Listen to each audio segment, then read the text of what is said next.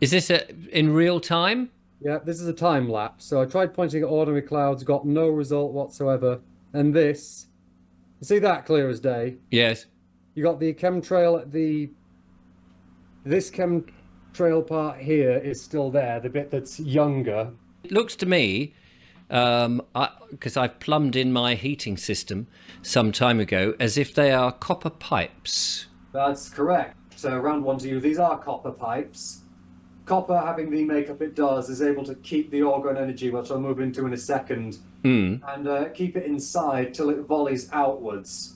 It's projected by crystals. You'll see in there, it's got alternating layers of ferromagnetic and non-ferromagnetic material. In simpler terms, that's inorganic and organic. So you get a layer of resin, then a layer of metallic shaving, some of which you can see on the top. Yeah. And you get that again, and then a third time. And at the bottom, there'd be a few quartz crystals which have used to convert the energy inside. Right.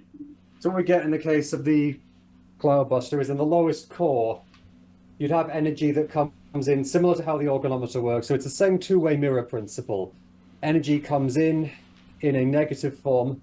Once inside, it's exposed to quartz crystals, which convert the energy. And then because that's been changed, it's then projected outwards from the cloudbuster into the sky. You know, it wants to come in when it's in negative mode, but in doing so, it gets turned positive and eventually volleyed. And And we how? found, Yeah, we're just going to say the energy then is coming out, and like a ray, I suppose, is how it will hit the clouds. An array of energy, like a yeah, light ray. yeah, you can only see that under a Carillion camera, but it is visible through other means. I've got something with me here that I think will make for quite a good viewing. So I challenged myself. I thought, let's get the thing out into public eye.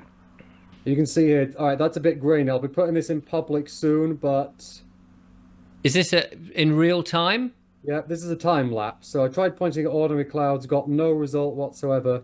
And this, you see that clear as day? Yes. You got the chemtrail, this chemtrail part here is still there. The bit that's younger was still there, but because the cloudbuster was being pointed at the newer part died quicker than its predecessor. And so, what sort of time was that all that happening in? I think that was a span of about nearly a full minute from start to finish. Right. So you're saying that this device that you built there, with copper pipes and all those layers of crystals and what have you, you point it up at the cloud, and it will clear the cloud. Not cloud, pointed at ordinary healthy cloud, it doesn't have an effect, but at chemtrails, you have to select things right. It Right. has to be close enough. Something that's extremely high up, it will be out of range. But if you get something of about that height, which was commercial, so let's say 30,000 feet, chances are it can be shot down. Well, you know, shot down, not as if anything falls, but it diffuses the chemicals from what I've observed thus far. And I'm not the first person to point this out. In the 2000s, ever since 2002, a group has made their way through Africa, and in recent years they've left Africa. But they spent the 2000s providing cloudbusters and tower busters and orgonite devices throughout Africa, led by a man named George Ritchell. I won't give you the full history, but they would go to a town, offer these up, and they would document rainfall that was uncharacteristic of the area. I have a documentary on that subject coming out March the 1st, so you can get a clearer picture there. But the Organised Africa team, as they called themselves, they spent the 2000s offering up their devices to the Africans and giving them a better chance at staving off droughts and starvation.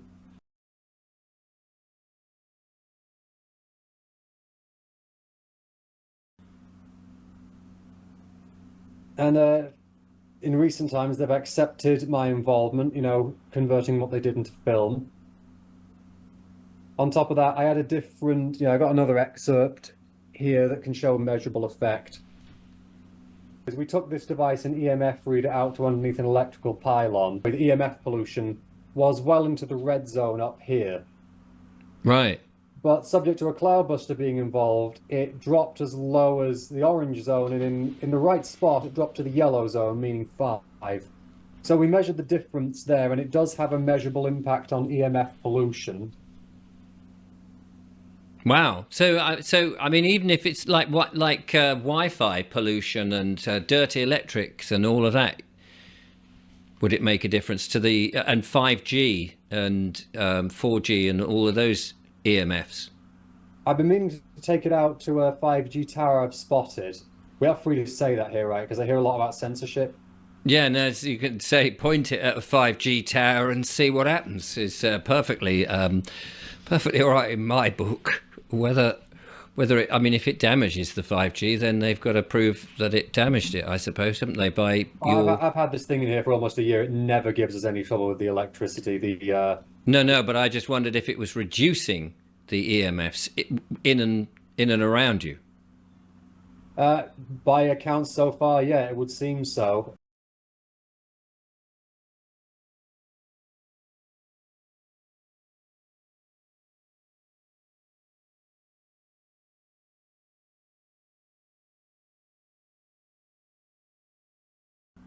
Okay, that was just a side off thought, but yeah, I'd be interested to know if, and so I'm sure with my viewers, if you were to point this at a 5G tower and then see what the reading was, just as a matter, because I'm sure that the nice, kind, benevolent government who wish to push these things on us haven't done that test. I'm sure they haven't checked for themselves. No, I very much doubt it. No, I am being facetious. So this device, and now this is presumably a practical thing that people could make in their own home. Yeah, the Cloudbuster. We have a how-to guide on creating your own, and with a bit of technical know-how, it's possible.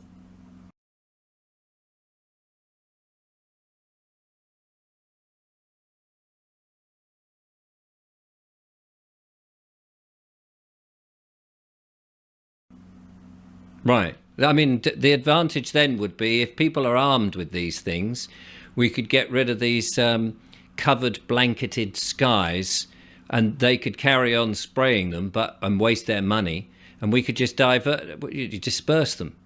Is that what you're saying? That is the indication thus far. Now, how Organize Africa would make a point of surrounding a cloudbuster with organite devices. I've never done that yet, but I'm going to, and I will let you know the results. Okay. And what if you had several of these things? I mean, if you had a bank of them, like a whole load of ACAC guns, around your town or city, and people were sort of there pointing them out their bedroom window, would that be sufficient to sort of blast a clear gap through if there were many of them? Organize Africa never gave out more than one, so it's not so much the amount of cloudbusters you issue, it's the amount of organite devices you supplement them with, is the running theory at this point. Right. Okay. All right. Well, and how can people find out more about them, and if they wanted to build one or buy one, have you got a web page with it on or anything? Well, you can buy one from organizeafrica.com, but it is a lot cheaper to simply assemble one for yourself. Yes. I have a how-to guide on my own channel that's been very well received, and one fellow has messaged me to say I've been using them and it's reducing chemtrails for me, and that was quite uplifting to know that's been having a measurable impact. And where is your site or your channel? Is it a YouTube channel?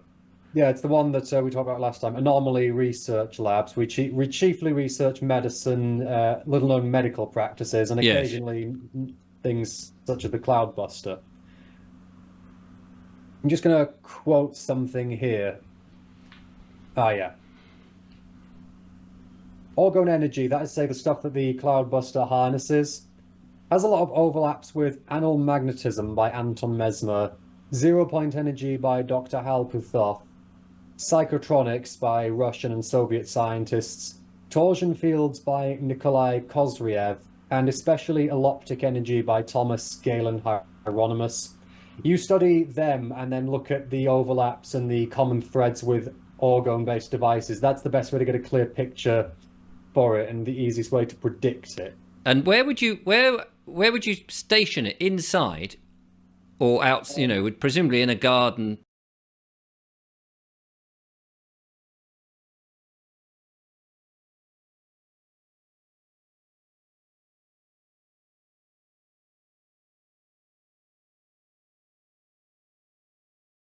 and directional, like a cannon, I suppose. You'd personally, I put the thing into. You can see the bag back there, the shopping bag. If you get the right size shopping bag, you can stick it in there and make it a lot easier to move around.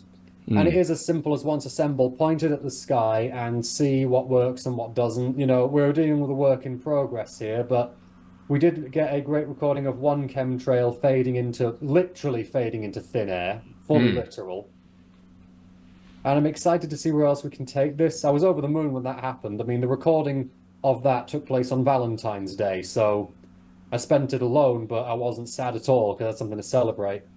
Yes, well, quite. That's it. And if we could get more and more of these knocking out the chemtrails, the poor old pilots, I say poor old pilots, I'm sure they're very well paid to go and pollute the planet, must look behind and think, hang on a minute, is there something wrong with the machinery? I'm not sure if they have wing mirrors on a plane, but no, maybe they don't. I'm making light of it, but they must come back to base and say, well, we did spray the skies, but there's nothing to show for it, because that Philip's been out there with his bloody chemtrail, his cloudbuster, and destroyed it, and all his followers, which would be great. That's what we want, isn't it? Yeah. I mean, I say no reason not to. Other ways you can measure the effectiveness of the cloudbuster.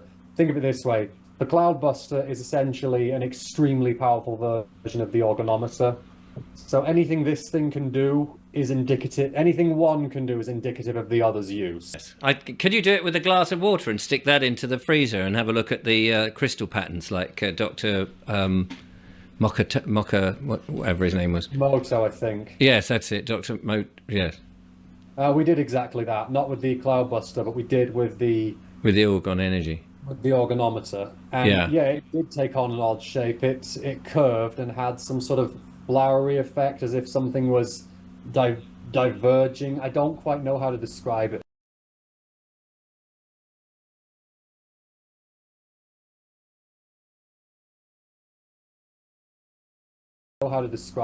Right. Okay. Well, brilliant. Well, let's hope that people take this on board. And of course, if they've got feedback, they can send it to you at your channel and share so that you can do further research.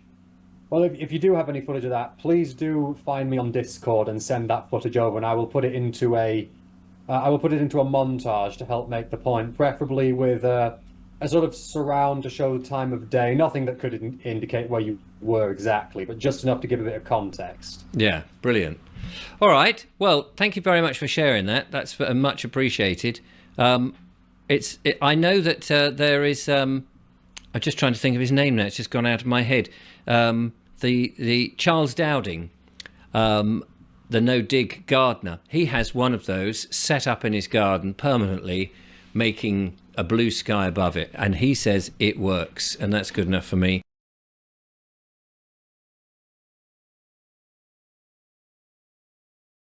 And so it would be very handy for gardeners who wish to get a little bit of sunshine onto their crops, which is what we're going to need going forward, especially if they're dimming the planet and blocking out the sun. Philip, thank you so much for coming on the channel, being part of it. 2 more points to make, because the song Cloud Busting by Kate Bush was actually based on this device. Now, the one I've got is about, what, 15% the size of the thing shown in the video. Does it make any difference if it's bigger? If it's a massive... No, size doesn't matter. I mean, the one we saw in Kate Bush cloud busting, everyone knew that was a problem. There are lots of people who have these cloud busting technologies, and we need to see more of it, because we're not going to let these swines flying their planes defeat us and block out the sun. It's absolutely vital we find ways round it, even if it is with white vinegar being warmed up. Who knows whether that one works. But anyway, until next time, thank you, Philip, for coming on the show, and I will see you again in a monologue or another interview very soon. Till then, bye-bye.